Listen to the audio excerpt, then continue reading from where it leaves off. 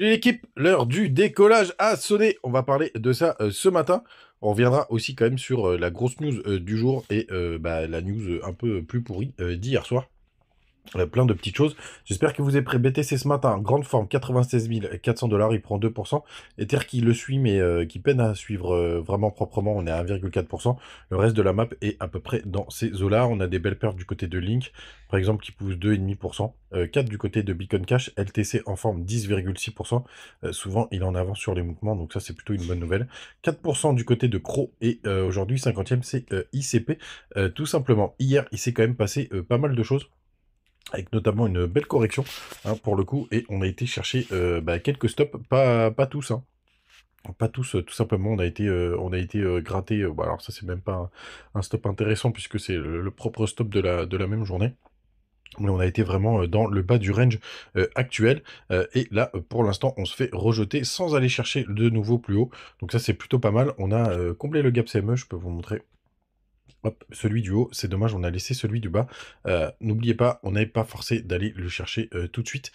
Et pour tous ceux qui ont la théorie d'aller chercher un nouveau plus haut, tout simplement en 2000, avant la fin juin, n'importe quoi, je sais pas pourquoi je sors des années, ça peut être plutôt pas mal. Vous voyez celui-là, on a mis quand même quelques temps à aller le chercher, qui était un gap, et quand on a été le récupérer, ça a été potentiellement une zone de bottom, hein, vous voyez.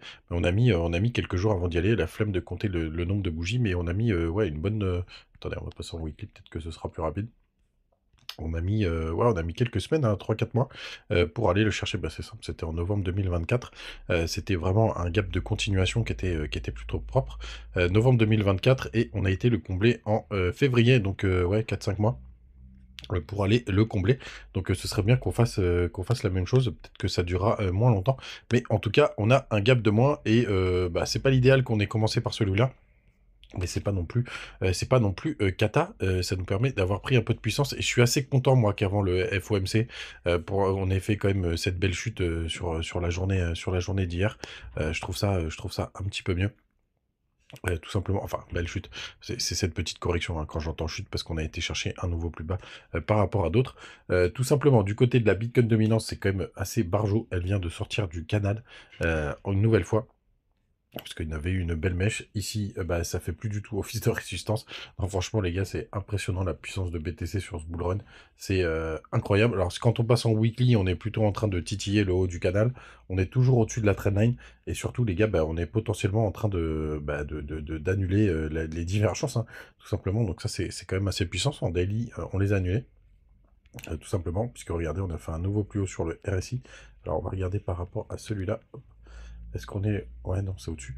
Donc, c'est quand même franchement BTC très très fort, très très puissant. Bravo à tous ceux qui ont plutôt joué BTC sur ce bull, parce que c'est plutôt pas mal. On reteste une nouvelle fois la zone de rechargement de short.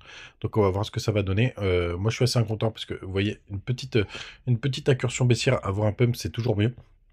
Ça permet de nettoyer un peu plus le train avant de repartir. Donc là, les gars, RAS, est-ce qu'on aura le décollage aujourd'hui? L'avenir nous le dira.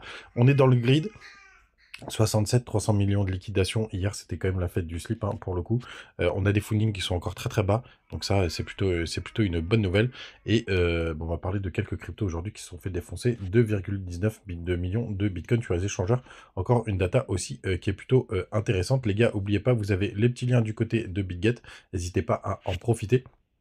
Et pareil du côté de Bitunix, où on va jeter un œil à Ether, pareil, qui a fait son petit nettoyage hier. Alors il est encore plus dans les règles Ether, parce que ça nous a fait une grande mèche. On va voir si ça suffira pour décoller, mais en tout cas, n'hésitez pas, toujours les 20 bonus de dépôt. Profitez-en. On continue avec les news assez importantes. Ce que je voulais vous parler, c'était de Layer, qui est une crypto qui s'est fait mais défoncer. En plus, ça fait longtemps que j'ai pas eu le seum comme ça, mais en fait, sachez-le, hier, j'avais mis une alerte justement à 2,91 très exactement, en me disant que j'allais sortir, c'était juste cette petite mèche. Je l'ai pas fait, parce que j'étais pas devant les écrans, et après on s'est pris une grosse correction. Alors j'ai pas trouvé de news particulière, alors ça FUD beaucoup pour le coup, mais là on sait qu'on a, alors je suis toujours en positif, ça c'est bien, mais quand même ça fait une grosse correction pour tous ceux qui sont dans l'air. Vous savez, c'était une de mes top crypto, donc j'essaye de tracer tant bien que mal des Fibos pour jouer le rebond, parce que je pense que malheureusement son bull run est pas pas loin d'être terminé, pardon. Excusez-moi, j'ai tourné un peu l'écran, mais j'aimerais bien qu'on aille ressortir dans la zone de rechargement de sorte là, par exemple, 2,72. Et si on arrive à faire un rebond jusque-là, alors d'abord la première étape c'est les 0,38,2 et je pense que je sortirai de layer si on a la chance d'avoir un rebond. Mais là on a été gratté pas mal de stops, donc sortir maintenant en panique, je sais pas si ce serait très judicieux. Je suis rentré sur une autre crypto, pareil, qui s'est fait défoncer hier, mais qui était assez nouvelle. C'est Gork. Pour le coup, ça a l'air d'être une connerie, tout simplement. Mais enfin, ces nouvelles cryptos, je voulais rentrer dessus. Là, en plus, j'aime bien ce qu'il est en train de former en 1 heure. Ça fait une petite épaule, tête-épaule. Pour l'instant, je suis en perte, mais pas de grand-chose. Ouais, non, je dois être à peu près à break-even. J'ai dû rentrer vers les 0,035. Mais après une grosse correction, c'était une crypto que j'avais dans l'œil. Je m'étais dit que je rentrerais dessus. Donc, je voulais vous le partager, mais attention, ça reste une petite connerie. On a Syrup qui a été listé sur BitGet. Moi, je les ai du côté de Binix. En plus, on a un joli W de continuation là, du côté en 1 heure. On va voir ce que ça va donner. C'est l'ancien, le Maple, pardon. Voilà, le nom me revient. Donc, j'attends un décollage aujourd'hui. Bien entendu, les gars, attention cet après-midi avec le FOMC. C'est c'est à 20 h. C'est demain, c'est ce soir à 20 h. Et en plus, on a Jérôme Powell qui va parler. Mais il y a aussi un gros événement ce soir. C'est évidemment le PSG en Ligue des Champions. Je serai au parc. Ça fait vraiment plaisir. Du côté des news, il y a celle-là qui est vraiment pas drôle du tout. Où justement, il y a la guerre qui a commencé entre l'Inde et le Pakistan. Enfin, qui a commencé. Ça fait un moment qu'elle est latente. Mais il y a eu des bombardements hier sur le Pakistan. Et surtout, une menace du ministre de la Défense qui insinue qu'il raserait tous les pays du monde avec l'arme atomique si jamais le Pakistan était menacé. Pour le coup, ça me rappelle une vidéo où je vous sortais justement ce sujet Black Swan. Pour le coup, évidemment, j'espère que ça n'arrivera pas, même si sur ce conflit, je vous cache pas que je suis pas du tout compétent, même si je m'intéresse tout simplement à la géopolitique. Mais alors celui-là, avec le sujet de la zone du Cachemire, je vais pas pouvoir vous raconter grand-chose, même si un jour, peut-être qu'on fera un peu de géopolitique, parce que c'est quand même hyper intéressant, mais vous n'êtes pas là pour ça. Vous avez toujours le Telegram, les gars, n'hésitez pas à me rejoindre. En tout cas, moi j'attends potentiellement un petit décollage.